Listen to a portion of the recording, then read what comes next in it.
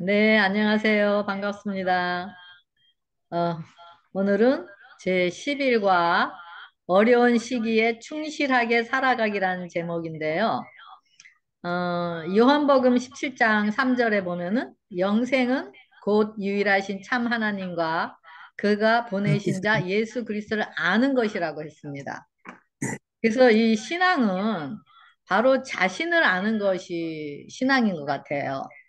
우리가 자신을 알지 못하는 상태에서 예수님에 대해서 또 하나님에 대해서만 안다면 그 지식적으로, 피상적으로 그 아는 것은 더 우리 자신을 높이고 또 우리를 자신이 교만하게 또 되고 또 다른 사람들을 또 우습게 여기면서 자신은 완전하다고 생각하게 되는 것이 바로 그런 어떤 자신을 알지 못하고 하나님에 대해서만 아는 것인 것 같아요.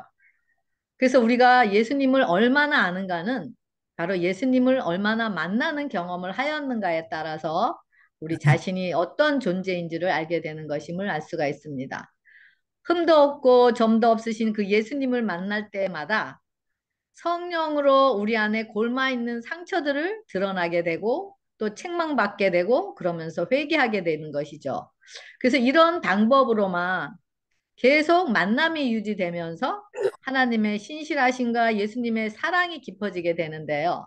이럴 때 우리 자신에게는 선한 것이 없고 생각과 모든 계획이 다 악할 뿐이라는 것을 자신을 경험하게 됩니다.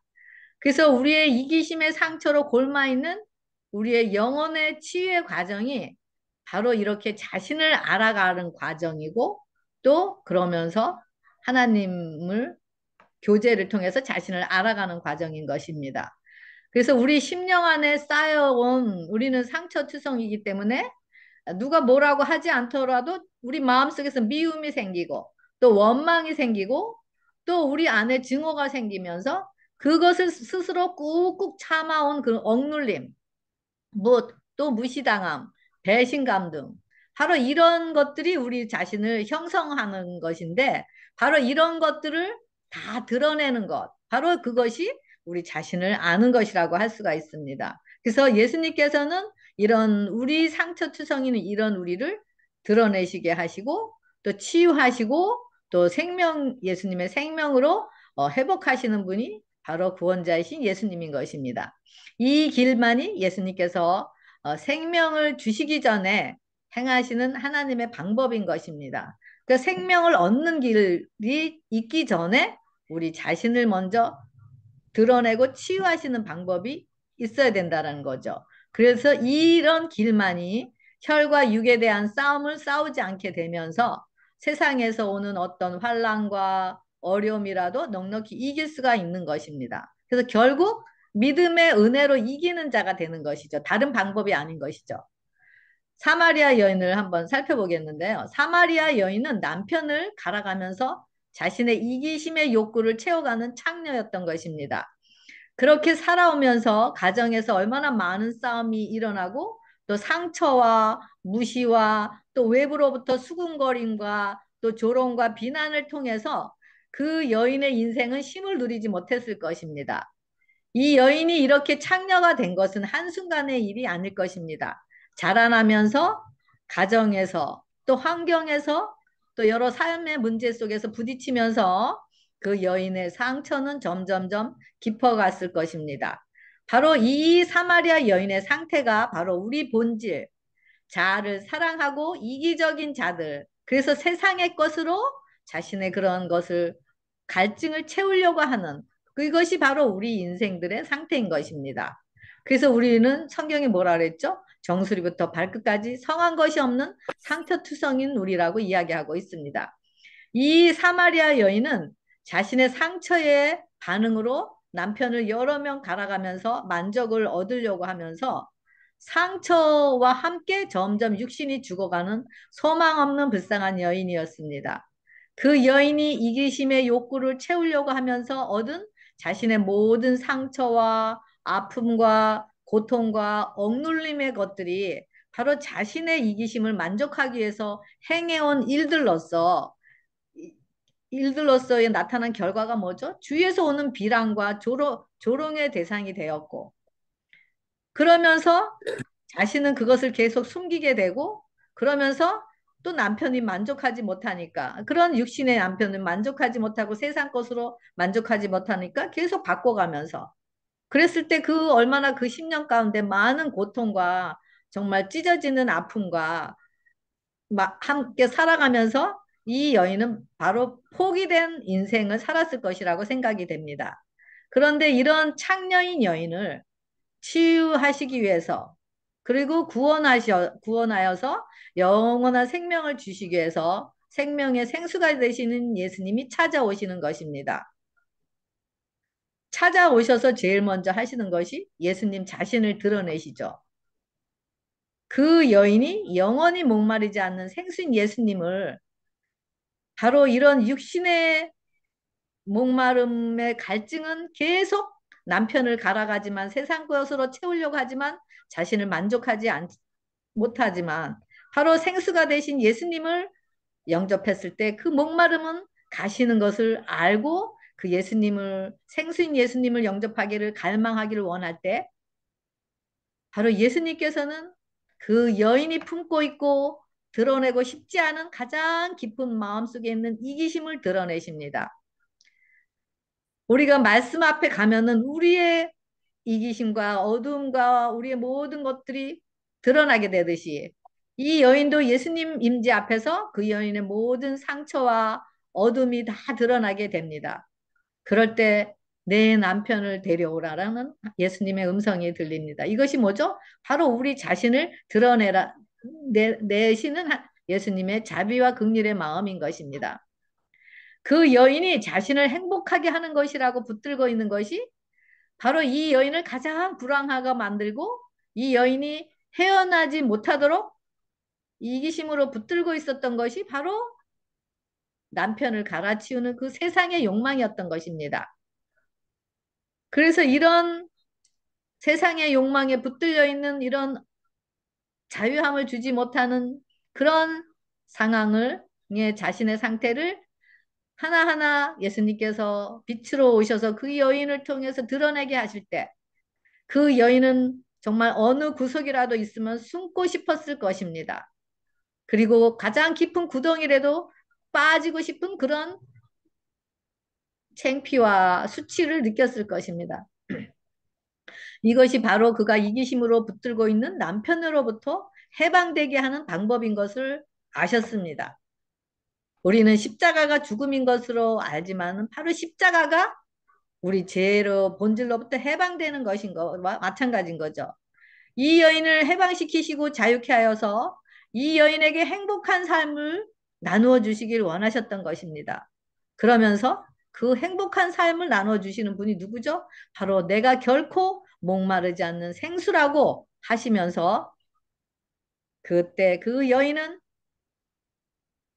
예수님을 붙들고 지나와 과거에 정말 이 사람 저 사람들로부터 상처 있고 수근거리고 비난하고 한 그런 가슴에 뭉그러져 있는 골마 있는 그 상처들 그런 것뿐만이 아니라 자신을 이렇게 만든 자신의 이기심의 상처들을 다 예수님께 꺼내 놓으면서 얼마나 많이 통곡하고 애통하면서 예수님께 자신의 모든 것을 쏘아 놓았을 것입니다. 이런 상처의 드러남이 바로 생수가 되시는 예수님을 영접하는 것이고 이 길만이 이기심에서 해방되고 모든 세상의 갈증에서 초라하는 사랑의 믿음인 것입니다. 이런 상처투성이 연인이 이제는 자신을 잊어버리고 예수님의 생수인 피의 생명을 다른 자들에게 나누게 되는 것이 바로 어려운 상황에서 충실하게 살아가는 방법일 것이라고 생각합니다. 제가 아는 집사님에게서 들은 얘기인데요. 이 아이들과 함께 치유받는 그런 프로그램에 참여를 했다 그래요. 그런데 거기에 갔더니 왜 권투 선수들이 복싱 할 때 어떤 걸 이렇게 매달아 놓고 그것을 막 치고 하잖아요.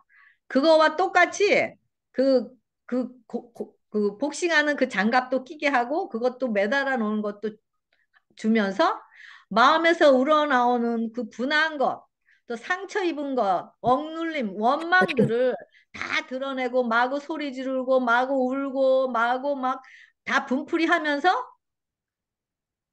그렇게 막 때리고 하는 예 그런 데가 있다고 합니다. 그리고 또 어떤 분들은 이런 마음의 분과 미움과 억눌림과 원망들을 마음에서 올라올 때 정말 물건도 집어던지고 욕을 하고 소리 지르면서 속에 있는 것들 다 드러내게 되는 방법도 있는 것입니다.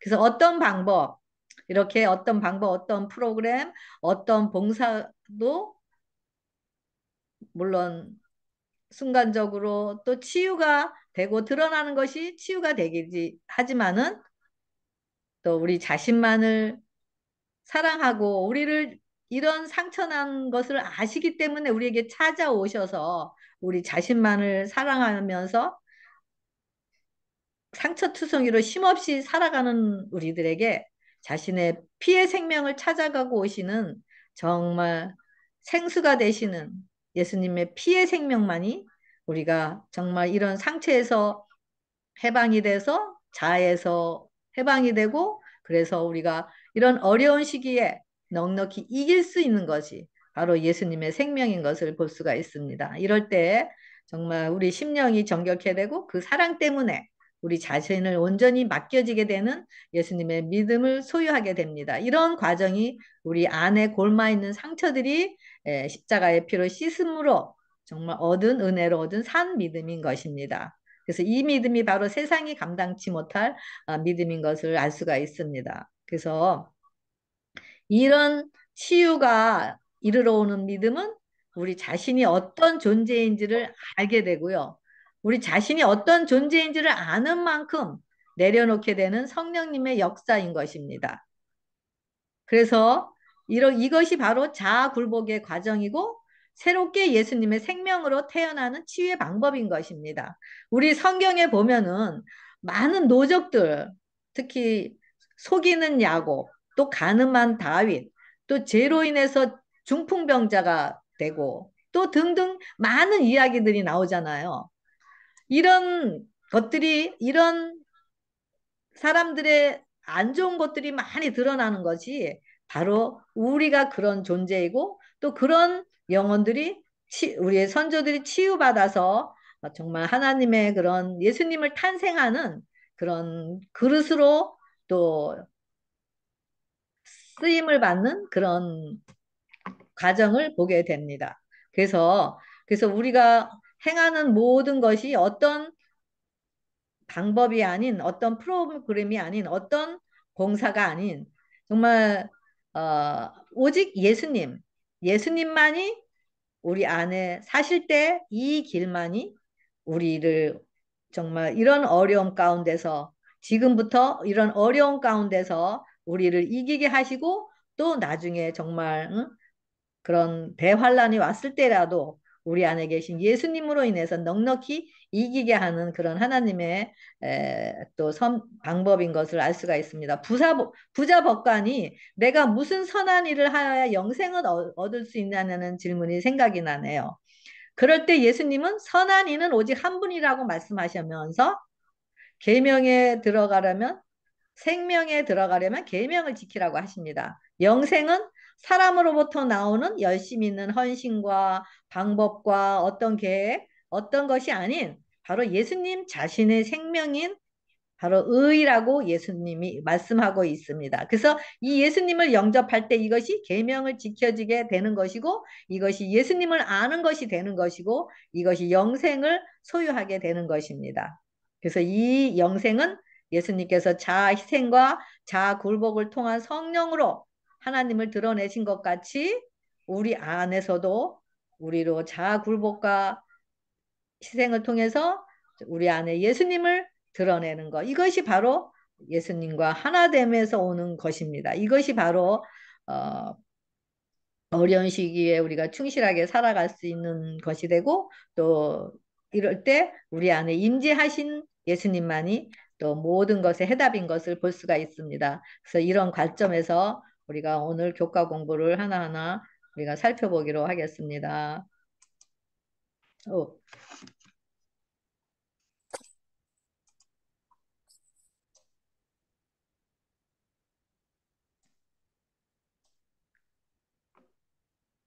네, 오늘 제목이 어려운 시기에 충실하게 살아가기잖아요. 그래서 제가 그 충실하다라는 말이 성경에 어디에 있나 하고 한번 찾아봤어요. 그랬더니 여기 가같이 마가복음 4장 28절에 땅이 스스로 열매를 맺되 처음에는 싹이요, 다음에는 이삭이요, 그 다음에는 이삭의 충실한 곡식이라고 나와 있어요. 그래서 충실함은 곡식인데 충실함에 대해서 찾아보니까 충만하고 완전하고 가득한. 그래서 이거는 또 성령 충만하고 또 율법을 완전케 하는 것에 해당되는 것을 볼 수가 있습니다. 그래서 이렇게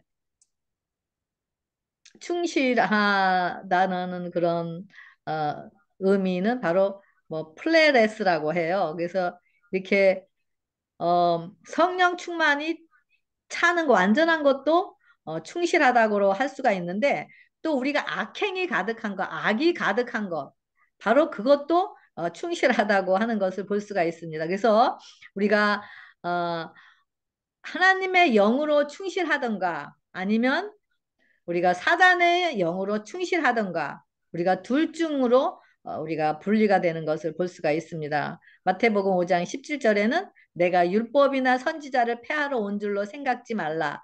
폐하러 온 것이 아니요 완전하게 하려 함이라라고 하시면서 그 인류를 구원하기 위해서 정말 인간으로 오셔서 죽기까지 복종하심으로 자신을 완전히 비우신 그러기 때문에 예수님에게는 성령이 제한 없이 부어졌잖아요. 그래서 그 충만한 성령이 제한 없이 충만히 부어준 것, 그것이 바로 충실하다라는 것을 볼 수가 있는데요.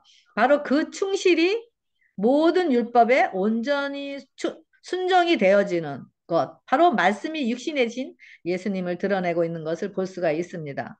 그래서 이렇게 어, 우리가 지금 어려운 시기에 충실하게 살아갈 수 있는 것은 바로 이렇게 성령 충만하고 바로 성령 충만으로 인해서 모든 율법에 온전히 순종이 되어지는 그것을 이야기하고 있는 것을 여기서 볼 수가 있습니다. 그래서 어, 에베소서 5장 18절에는 성령 충만함을 받으라 그랬잖아요. 성령의 충만을 받으라.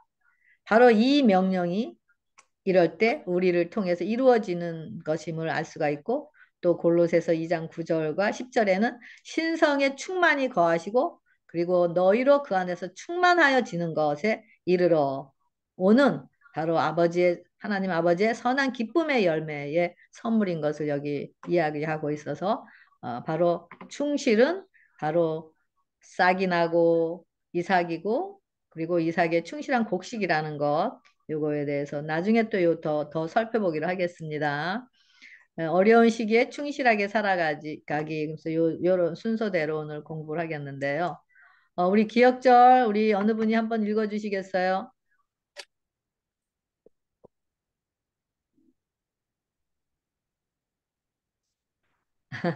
제가 읽겠습니다. 시편 50편 14절에 감사로 하나님께 제사를 드리며 지극히 높으신 자에게 내 서원을 갚으며 환난 날에 나를 부르라. 내가 너를 건지리니 내가 나를 영화롭게 하리라.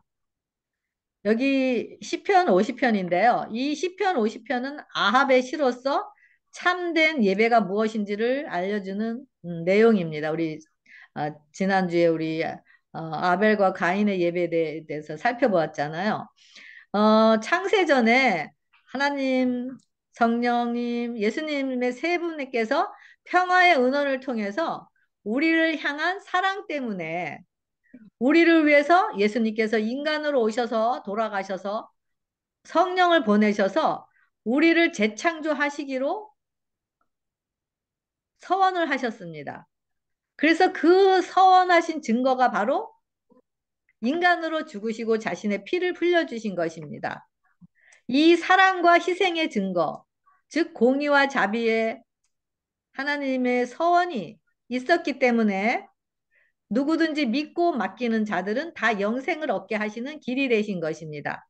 그래서 죄 없으신 예수님께서 우리의 모범이 되시기 위해서 침례를 받으시고 성령이 비둘기 같이 내리면서 이는 내 사랑하는 아들이요 내 기뻐하는 자라는 하나님의 음성에 따라서 하나님의 아들로서 자신 안에 사시는 하나님의 영으로 사명을 담당하시면서 많은 영혼들을 회개시키시고 또 하나님의 나라의 회복의 생명을 보여주신 것입니다.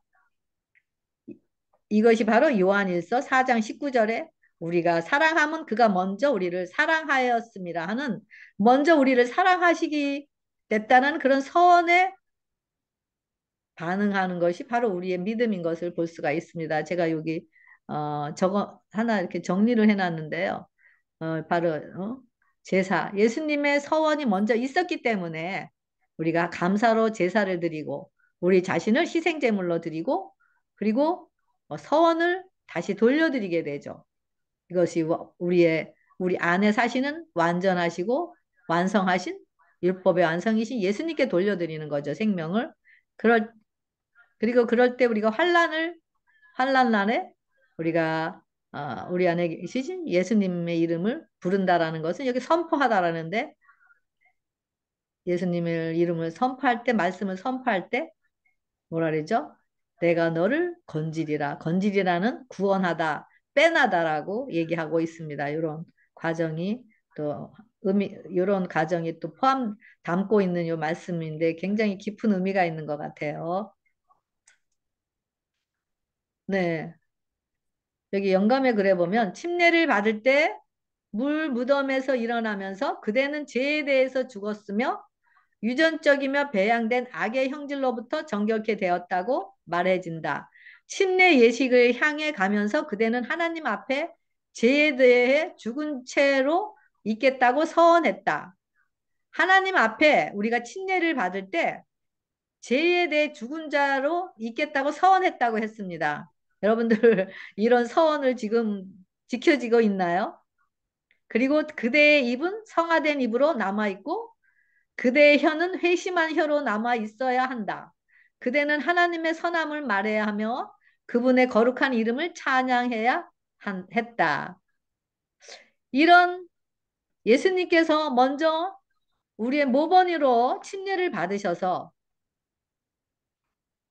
그 사랑을 우리에게 나누어 주셨기 때문에, 그래서 그 모범으로 우리는 죄인으로서 죄를 장사 지내고 우리가 예수님의 부활의 생명으로 일어났을 때는 우리는 죄에 대해서 죽은 자고 예수님의 부활의 생명으로 살아가는 자들. 이것이 바로 우리의 서원을 이미 했다라고 얘기하고 있습니다. 그런데 정말 우리 자아가 죽어서 예수님께서 우리의 서원을 침례 받을 때의 서원을 우리가 돌려드리고 있는지 다시 한번 또 생각하는 계기가 되네요.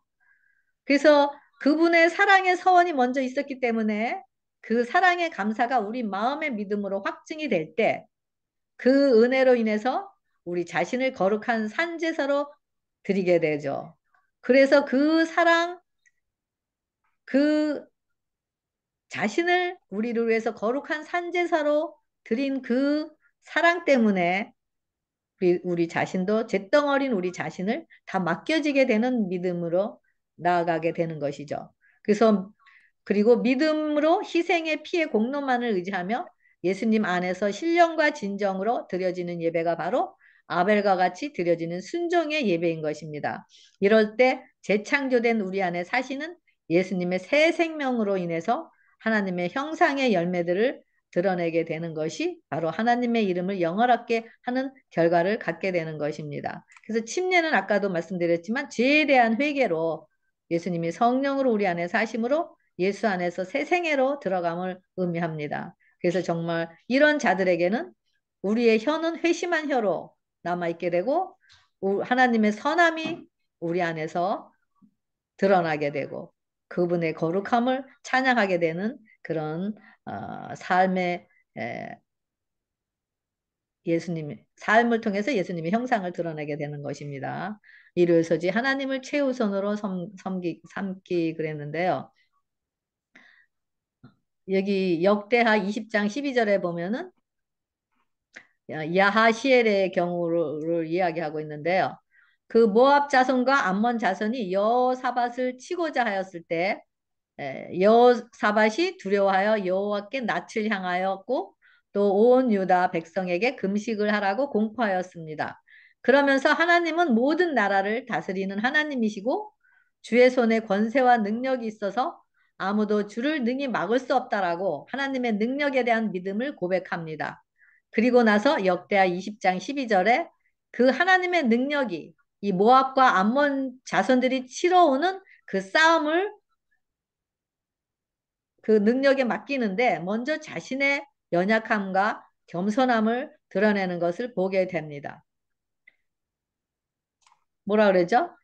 여기 우리가 대적할 능력이 없고 어떻게 할 줄도 알지 못하고 오직 주만 바라보나이다.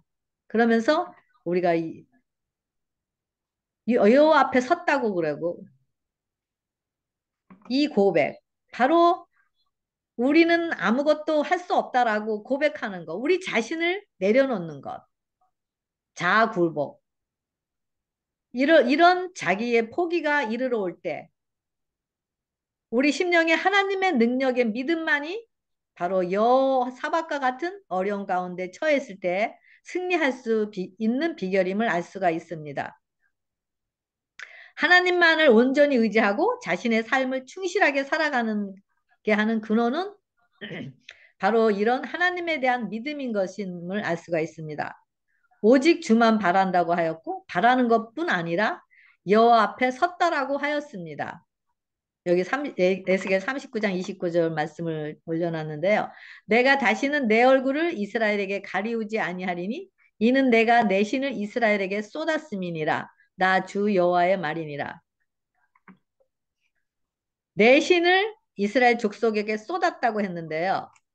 바로 쏟았다라는 것은 쏟아붓다, 분출하다. 바로 강력한 성령의 강림을 예시하고 있으며 또 앞으로 도래할 메시아의 시대에 또 정황을 암시하고 있는 것입니다. 그래서 이런 전쟁 중에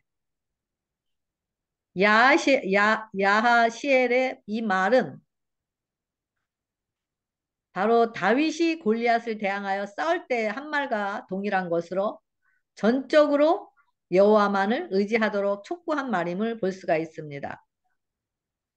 일반적으로 전쟁을 할 때 훌륭한 작전 계획과 우수한 군사력 또 많은 무기를 우리가 기대하게 되고 그러면서 하나님의 능력을 의지하지 않게 될 수가 있는데 이 야하시엘은 바로 여호와 하나님만 의지하면서 이런 눈에 보이는 그런 군사력이나 이런 것들을 초월한 그런 믿음에 근거해서 또 그러면서 전쟁을 여호와의 전쟁을 나아가고 있는 것을 볼 수가 있습니다. 그래서 이렇게 여기 여호와 앞에 섰다라는 것은 바로 하나님의 임재 앞에 섰다라는 것인데요.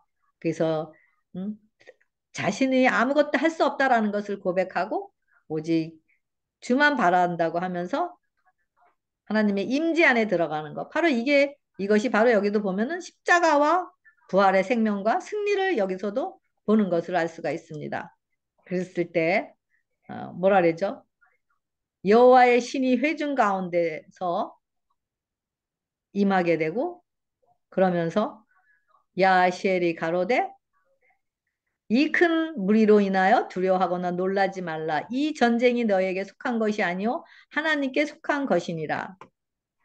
이와 같이 여호사밧이 위기가 닥쳐왔을 때 자신의 힘이 아니라 하나님을 능력을 의지했고 또 유다 온 백성에게 금식을 선포했습니다. 백성들이 자기 자신을 하나님 앞에 온전히 바친 후에 여호와의 영이 하나님의 사람 야하시엘 위에 임했을 때 야하시엘은 뭐라 그러죠?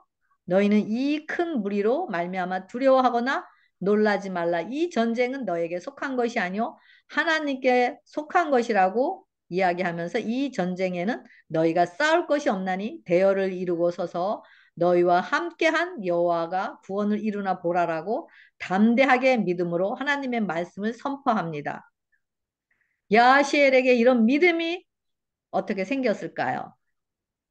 처음에 자신의 연약함을 인정하게 됐죠. 아무것도 할 수 없다고 자신의 것을 다 포기하고 했을 때 성령이 임했고, 그리고 성령으로 하나님의 말씀의 능력으로 믿음에 따라서 행하는 것을 볼 수가 있습니다. 그럴 때 다음날 아침 그리고 백성을 불러 모으고 어떻게 되죠? 맨 앞에 레위 사람들로 구성된 찬양대를 세우게 되고 찬양대가 노래하기 시작했고 적들은 서로를 또 공격하기 시작했으며 한 사람도 피한 자가 없었다라고 이야기하고 있습니다. 승리를 이야기하고 있죠. 하나님을 최우선으로 우리 안에 모시기 위해서는 우리가 대적할 능력도 없고 어떻게 할 줄도 모른다는 바로 회개와 제사함으로 예수님이 우리 안에 임재하시는 것을 이럴 때만이 우리가 혈과 육에 대한 싸움이 아닌 다시 말하면 그런 무기들과 자신이 갖고 있는 것으로 싸우는 싸움이 아닌 하나님의 싸움으로서 맡겨지게 되고 바로 그럴 때 그게 뭐죠? 바로 힘을 누리게 되는 거. 바로 찬양대들을 통해서 노래를 하기 시작하고 그러면서 선한 싸움을 싸우게 되는 것을 이야기하고 있습니다. 악한 영과의 하나님의 영과의 싸움. 바로 누가 이 싸움들을 우리가 당면하고 있는 이 싸움들을 지휘하느냐. 따라서 우리는 그 싸움 가운데서도 평강을 누릴 수가 있고 힘을 누릴 수가 있는 것입니다. 아니면 불안하고 초조하고 두려워서 더 우리 자신의 것을 더 무기로 삼기 위해서 정말 계획을 짜고 하면서 오히려 하나님의 임재를 거절하여 패배하게 되는 것을 볼 수가 있습니다. 이 땅에서 이루어지는 모든 전쟁은 우리의 전쟁이 아닙니다. 가장 큰 전쟁이 뭐라 그랬죠? 바로 우리 안에 우리 자신과의 싸움이라 그랬잖아요. 바로 이 전쟁의 승리를 할 수 있는 비결은 우리의 상처, 아까 말씀드린 대로 우리의 상처를 말씀을 통해서 계속 드러내고 그리고 십자가로 이끌어 주시는 성령님의 은혜로 십자가에서 그 상처를 치유받게 되고 예수님의 생명으로 태어나는 그런 경험이 계속 일어나면서 하나님에 대한 신실하심과 예수님의 사랑 때문에 온전히 예수님과 연합하게 되는 그런 싸움을 많이 우리가 어떤 전쟁이든지 이길 수가 있는 것입니다. 우리 자아가 살아있는 이상 우리는 우리의 노력, 우리의 무기, 우리의 가진 것으로 싸우려고 하기 때문에 패배하게 됩니다. 정말 다윗이 돌멩이 5개로 가지고 전쟁에 나가면서 뭐라 그랬죠? 여호와의 이름으로 나간다. 만군의 여호와의 이름으로 나간다고 하였습니다.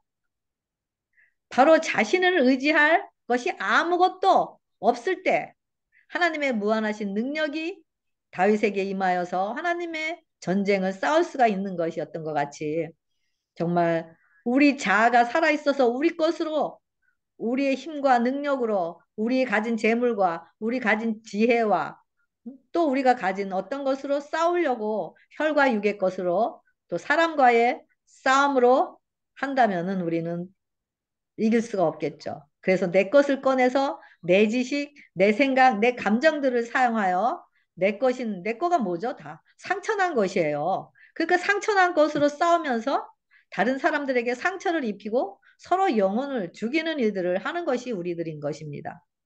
아담과 하와가 선악과를 먹고 나서부터 그들 마음속에서는 이미 서로에게 자기 죄를 전가함으로 상대방의 영혼을 죽이는 일을 했었습니다. 아담은 하나님이 주신 저 여자, 하와는 하나님이 주신 저 뱀. 그래서 마음속에 가시와 엉겅퀴로 인해서 서로 마음 안에서 찔리고 찔르면서 상처투성이로 되었기 때문에 바로 이런 상태에서는 어떤 겸손의 기준, 하나님의 의지하는 기준에서 이미 이탈되었기 때문에 자신만을 의지하게 되는 것입니다. 이것이 바로 상처난 우리들에게 드러나는 자연적인 상태인 것입니다.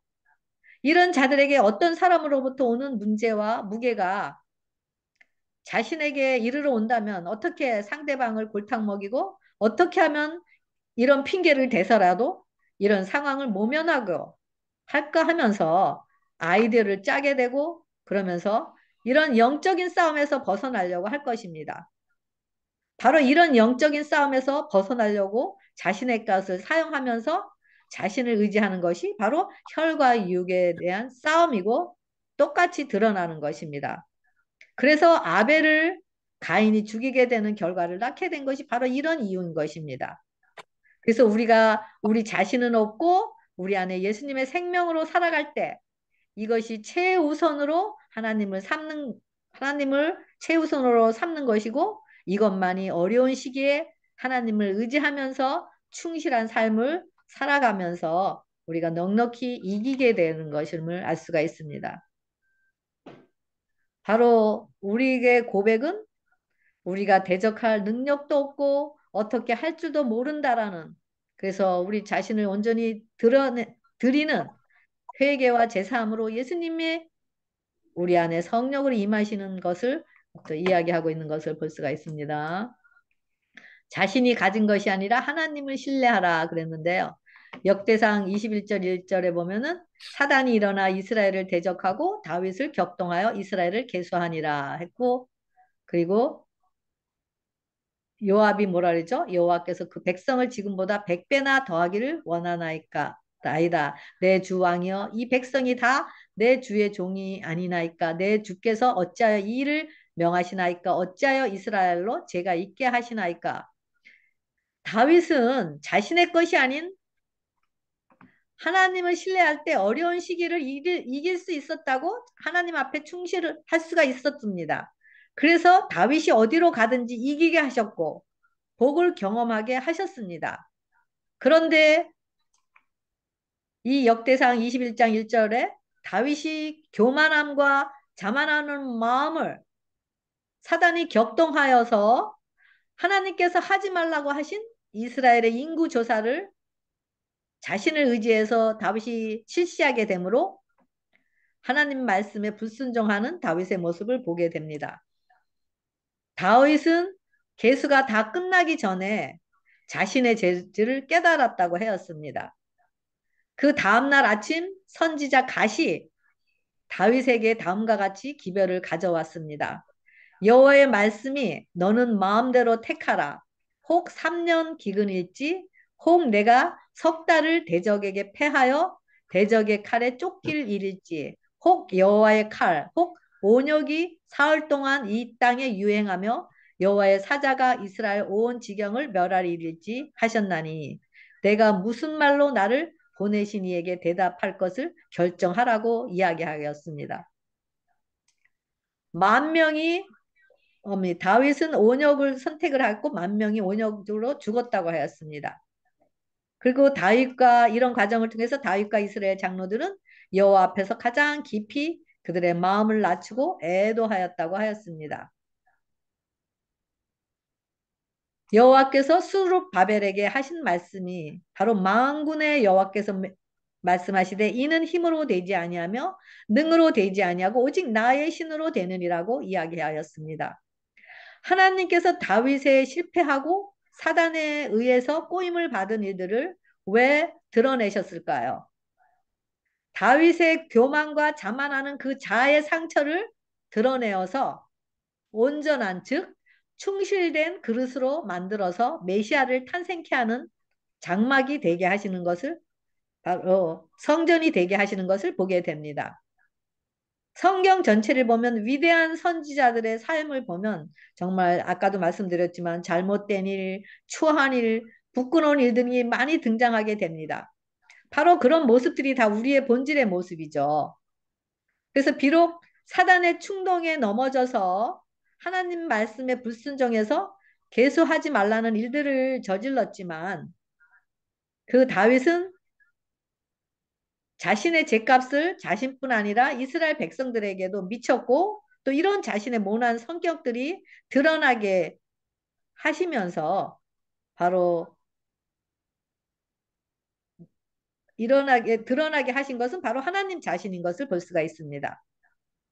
우리도 우리 본질로 인해서 우리의 생각, 감정, 정신에 이끌려서 잘못을 드러내게 하시는 것은 바로 우리의 모든 상처를 드러내셔서 알게 하시고 치유케 하시고자 하시는 하나님의 의지가 있는 것을 볼 수가 있습니다.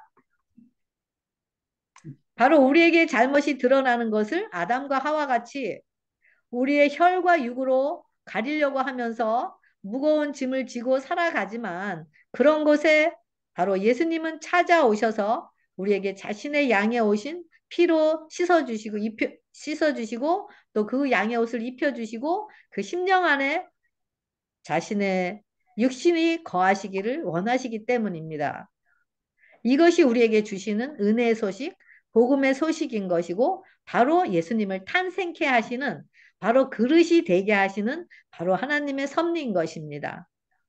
이 길만이 우리 육신의 생각과 감정과 정신을 따르지 않고 성령의 능력으로 육을 다스리면서 이기게 되고 또 외부로부터 오는 그런 많은 무게의 권세로부터 이기는 길이 되는 것입니다. 이 길이 바로 하나님을 신뢰하라는 말씀을 이루는 자가 되는 것임을 우리가 알 수가 있습니다. 화요소지 단순하게 해야 할 때 화요소지 소지를 같이 나눠 보겠는데요.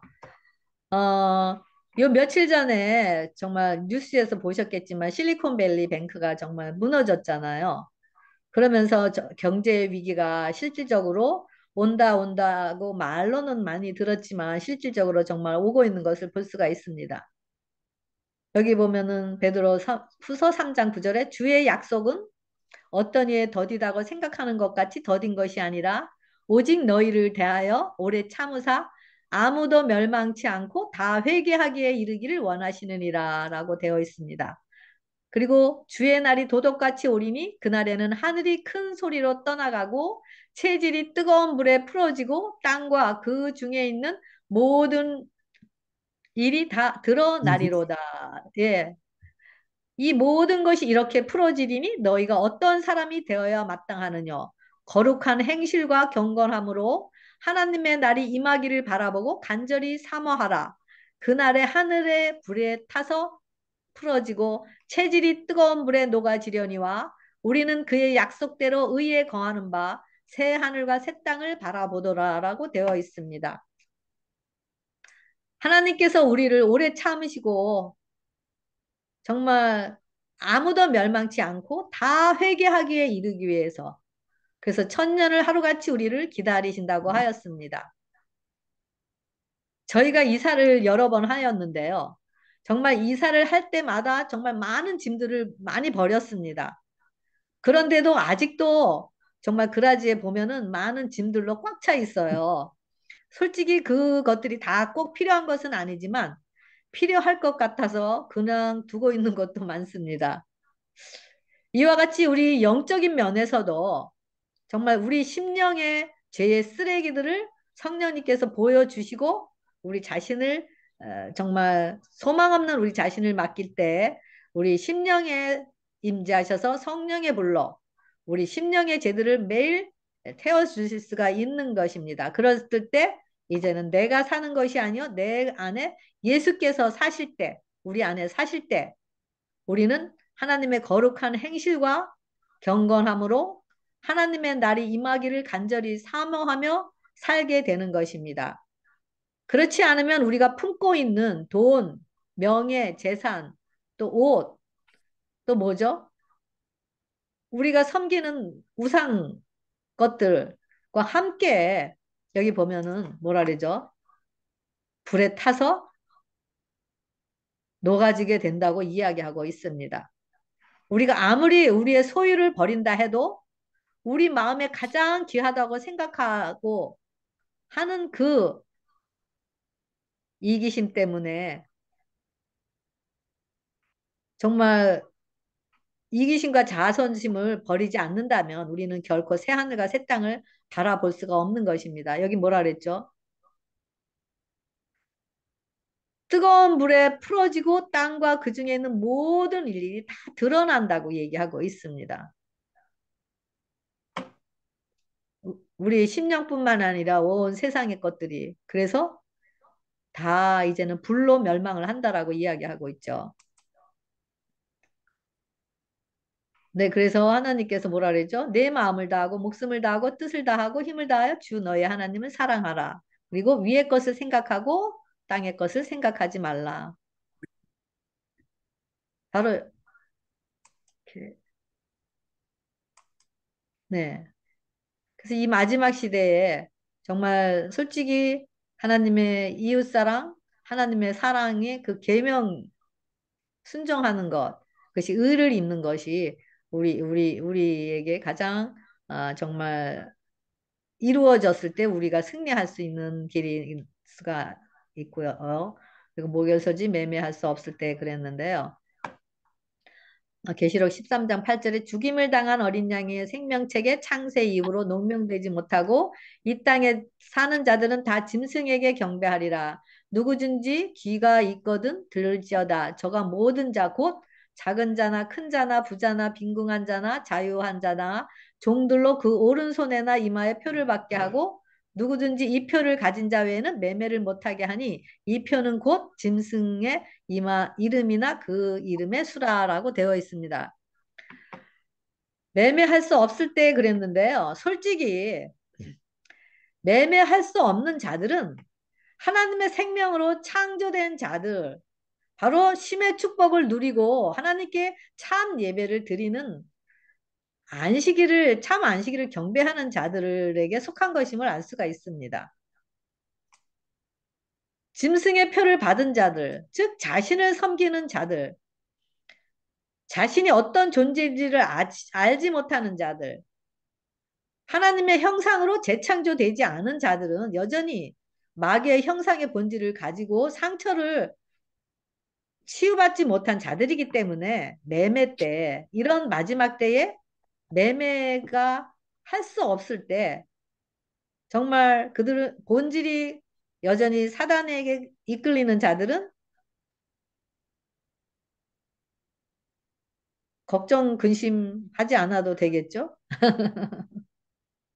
왜냐하면은 바로 우리 본질로 따라가기 때문에 그 매매를 할 수 있고 자신을 파는 그런 격이 되기 때문인 것입니다. 매매할 수 없을 때 우리 안에 예수님의 생명이 성령으로서 우리를 거처로 삼은 성소가 된 자들, 즉 하나님의 인을 맞은 자들, 하나님의 인을 맞은 자들은 어떤 자들이죠? 하나님의 신의 성품인 의, 즉 말씀의 순종이 되어져서 언약이 이루어지는 자들 안에서만이 우리는 매매를 할 수가 없게 되는 것입니다.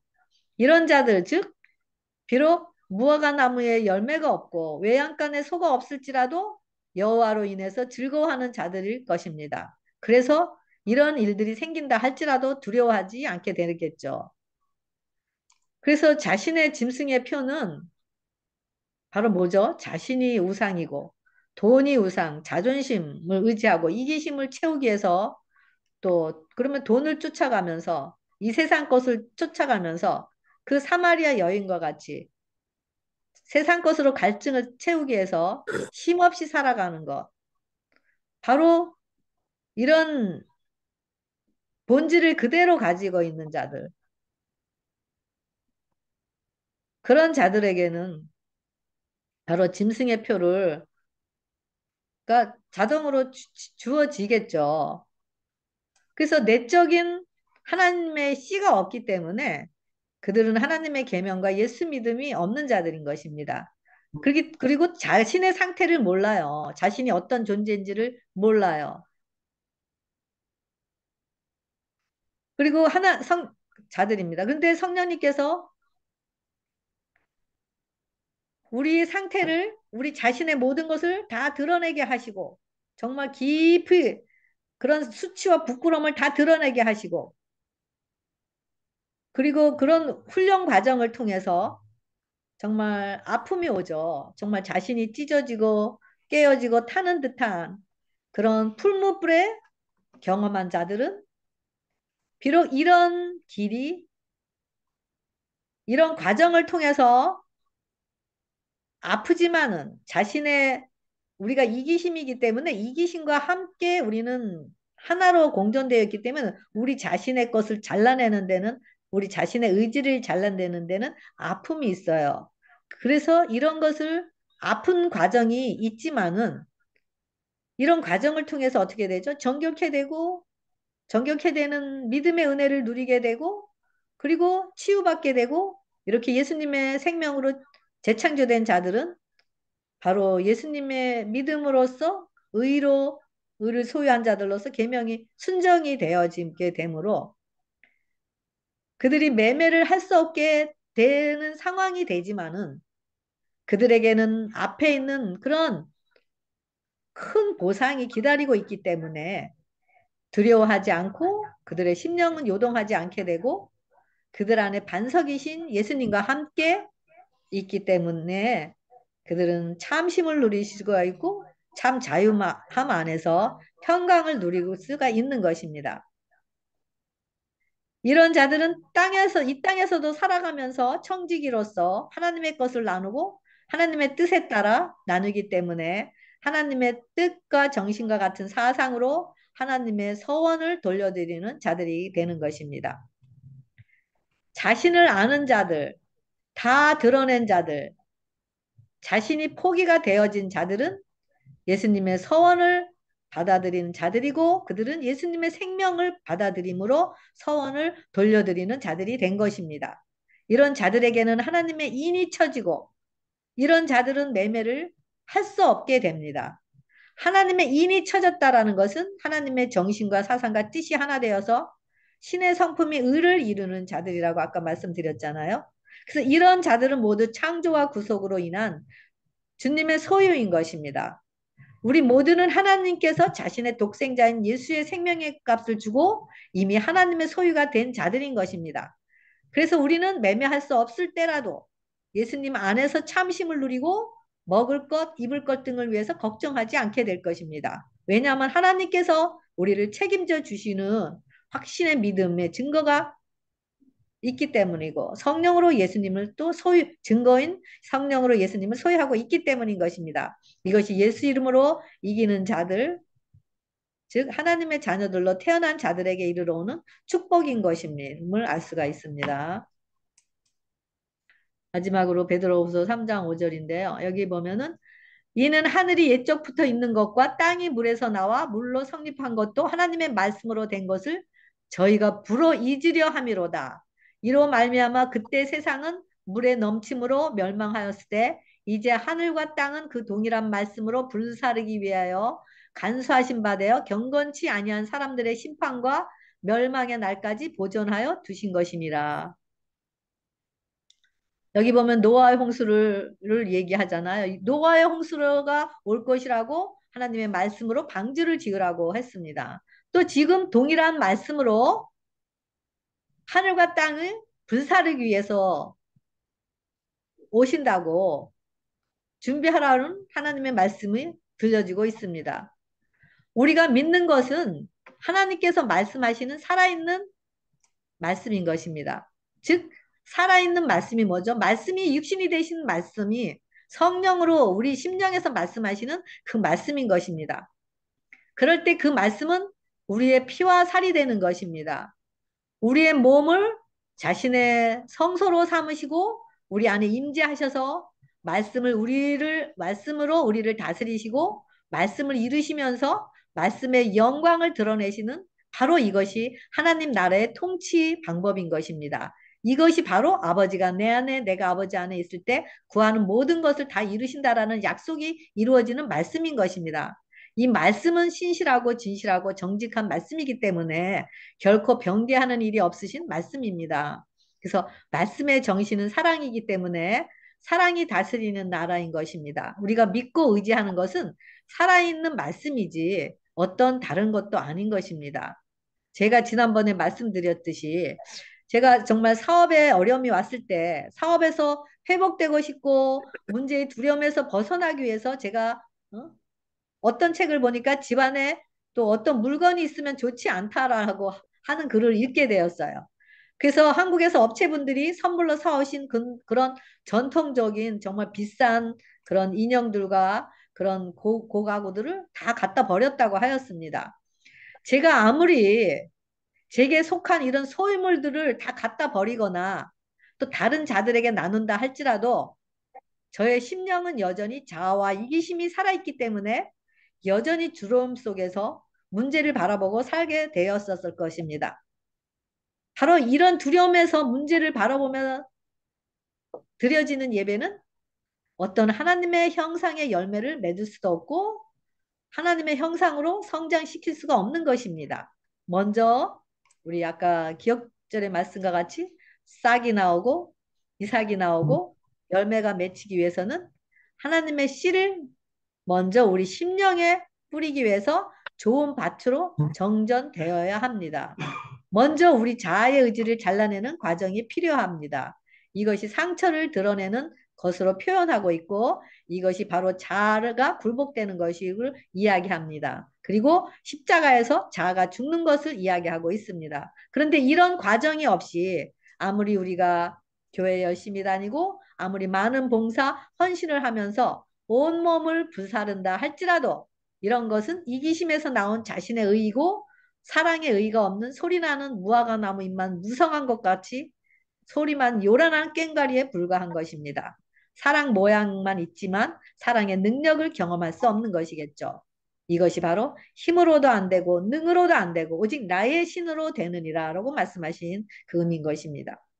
지금도 우리를 새롭게 말씀으로 정결케 하시고 말씀으로 재창조하시고 말씀으로 불사름에 참여하지 않도록 말씀 하나하나에 말씀이 육신이 되신 예수님의 피가 흘러 넘치고 우리 심령에 말씀하고 계십니다. 이 언약의 말씀, 사랑의 말씀을 우리 빈 심령에 받아들여서 언약으로 하나 되는 것이 정말 충실한 삶인 성령 충만한 삶이고 어떤 환란이나 어려움이 온다 할지라도 설령 죽음이 우리를 엄습한다 할지라도 이미 우리는 죽은 자들이고 하나님의 생명의 은혜로 살아가는 자들이기 때문에 어떤 해가 엄습한다 할지라도 두려움이 없는 것입니다. 이것이 지금 당하는 환란이나 어려움을 이기는 자들이고 또 축복인 것입니다. 우리 심령이 이 말씀이 육신이 되신 분의 성전이 되어서 살아있는 말씀에 이끌리고 말씀을 이루시면서 말씀의 영광으로 온 세상을 환하게 비추시는 빛과 소금이 되시면서 이기시는 여러분과 제가 되길 바라면서 오늘 교과 공부를 모두 마치겠습니다. 감사합니다.